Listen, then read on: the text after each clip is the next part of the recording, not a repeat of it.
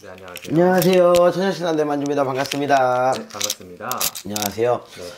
오늘은 저번에 제가 그 강원도 이렇게 음산한 그런 얘기 했었는데, 제 후기나 이런 걸 들으시고, 반응이 되게 좋더라고요. 그래서 오늘은 또 재밌는 얘기가 뭐가 있을까 하다가, 우리나라에서 굉장히 유명한 사건이죠. 실제 일어난 그 사건에 있는 어떠한 그런 괴담?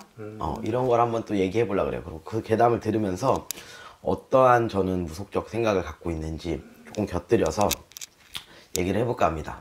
옛날에 내가 살던 아파트 건너편에는 백화점이 하나 있었는데, 과거 우리나라에서는 규모가 제일 크고 시설이 좋았던 곳이에요. 그래서인지 평소에도 사람들이 엄청나게 많이 드나들었대요. 나는 그날 친구와 그 백화점에서 만나기로 했어. 점심도 먹고 옷도 구경하기로 했었는데, 아침 일찍 일어나서 천천히 준비를 하고 있었어요. 그런데 그날 엄마가 옆집 할머니한테 반찬을 갖다 드리라고 심부름을 시켰어요. 옆집에 혼자 사는 할머니는 예전에 동네에서 아주 유명한 무당이었는데, 신기도 있고 귀신도 보고 그렇게 뭔가 영적인 게 강하다는 소문이 파다 있었대요. 확실히 기억나는 건 우리 단지 내에 사는 모든 사람들이 그 할머니 말이라면 꿈쩍 못할 정도로 믿고 따랐대요. 나는 나름 예의도 바르고 씩씩한 성격이었는데 옆집 할머니와 인사도 하고 나랑 가까운 사이였어요. 그날 할머니에게 반찬을 가져다 드리려고 나오려는데 갑자기 할머니가 내 손을 덥석 잡으시면서 순간 이제 뒤돌아 봤겠지? 할머니 얼굴을 봤는데 평소와는 다르게 굉장히 굳어있는 표정으로 물으시더래요. 너 오늘 저기 백화점 갈 일이 있니? 뜬금없는 질문에 당황하기는 했지만 네, 오늘 친구랑 그 앞에서 만나기로 했어요 하고 이야기를 했더니 할머니께서 집 앞에 있는 백화점 말하는 거 맞지? 아이야, 절대로 오늘 그 백화점에 가면 안 된다 이렇게 말씀하시더래요. 그 근처 절대 얼씬도 하지 말라고, 꼭 명심해야 된다고 그러면서 엄청나게 얘기를 했대요. 절대 그 근처에 가지 않겠다는 약속을 받아낸 후에야 손을 놓아주셨는데, 갑자기 이제 생각이 난 거야. 옛날에 할머니가 엄청 유명한 무당이었다는 얘기가. 그리고선 감이 굉장히 뛰어나시다 이런 말들이 생각이 나서 결국 그날 백화점이 아닌 다른 곳에서 친구를 만나기로 바꿨어. 그렇게 신나게 놀다 보니 오후 5시가 되어서 집에 도착했는데, 그리고 그날 오후 5시 52분에 쾅 하고 무시무시한 개음과 함께 집 앞에 있던 백화점이 무너졌어. 실시간으로 이어지는 뉴스 속보와 밖에서 끊임없이 울리는 사이렌 소리를 들으면서 내가 저 자리에 있었으면 난 이미 이 세상 사람이 아니었겠지? 라는 생각에 잠겼대요. 반쯤 정신이 나간 채로 일주일을 보내고, 그러다 어느 날 나중에 무언가에 홀린 듯이 나는 이제 할머니를 찾아가는 거야. 옆집 할머니 댁으로 가서 물었어요. 할머니 혹시 그날 왜 백화점에 가지 말라고 하셨어요? 짧은 침묵이 이어지고 난 뒤 할머니는 담담하게 말씀을 하셨대요. 백화점이 무너지기 3일 전 일이야. 베란다로 나가 이상한 기분이 들어서 백화점 옥상을 이렇게 올려다 봤는데 옥상 위에 드문드문 새까만 것들이 모여 있는 거야. 그래서 뭔가 하고 이렇게 들여다봤더니 100여 면 정도 되는 저승사자가 서 있더래요. 다음날이 되도록 그 장면이 머리에서 잊혀지질 않았고, 어제는 내가 늙어서 헛것 본 게 아닌가라고 생각하면서 다시 한번 옥상을 들여다봤는데 새까만 것들의 수가 어제보다 5배는 더 늘어나서 그렇게 있었대요.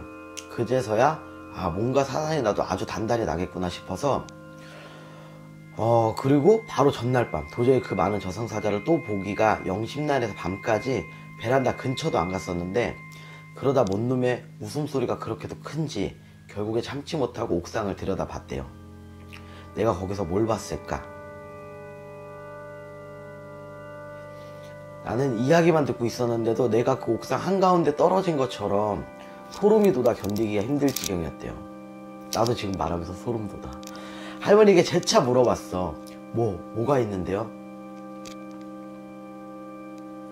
그 옥상에서 말이야, 개미떼처럼 바글바글한 저승사자들이 허연 이를 드러내고 입이 귀까지 찢어지도록 웃으면서 구판에서나 볼 법한 사나운 춤사위를 추고 있었대요. 그건 말이지 자신들이 데려갈 수백 명을 생각하니 기분이 찢어지게 좋았던 것 때문이었던 것 같아요. 이런 괴담이 조금 그 삼풍백화점, 지금 제가 말씀드린 게 삼풍백화점 붕괴 사건이에요. 이거는 저희 나라에서, 저도 어렸을 때 기억이 나거든요. 근데 저희 나라에서 굉장히 큰 사건, 큰 이슈, 약간 우리한테 말하면 뭐 세월호나 이태원 참사 같은 그런 큰 사건 중에 하나였었는데, 그때 이후에 이제 돌아다니는 괴담 중에 하나를 오늘 제가 말씀을 드렸던 겁니다. 제가 보기에는 이거가 조금 어떻게 보면 현실성이 있다.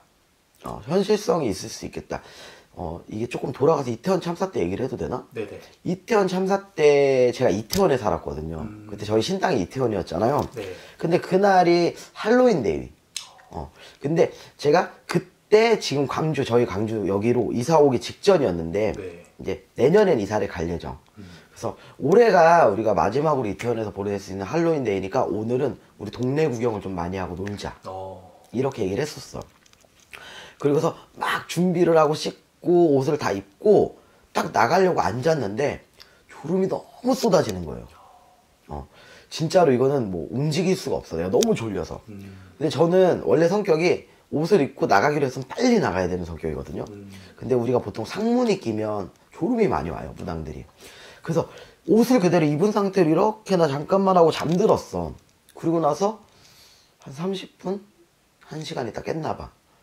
그리고 나서 이제 차를 타고 내려가고 있는데, 원래 이태원이 목적지였잖아요. 근데 어떻게 하다가 강남에서 이제 지인이 만나자고 해서 목적지를 변경해서 이제 골목을 내려가고 있는데 사이렌 차가 막 지나가는 거야.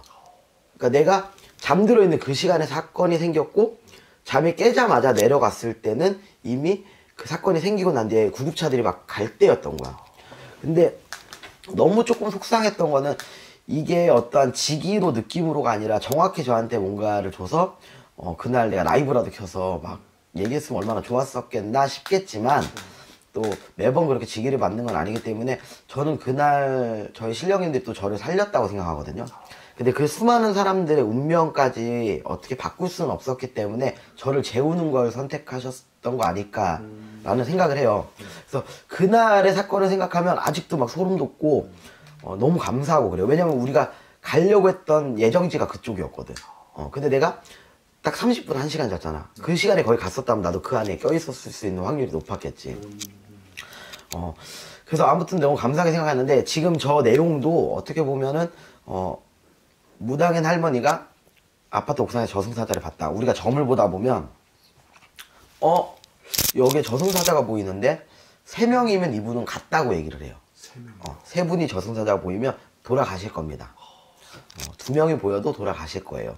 1명이 보이면 아직은 희망이 있다라고 보거든요. 그렇기 때문에 그날 옥상에서 이제 저승사자분들을 봤다고 말하는 할머니의 말은 어느 정도 무당인 제 시각에서 봤을 때는 너무나도 신빙성이 있는 얘기다. 무작정 지어낸 얘기라고 볼 수는 없을 것 같다.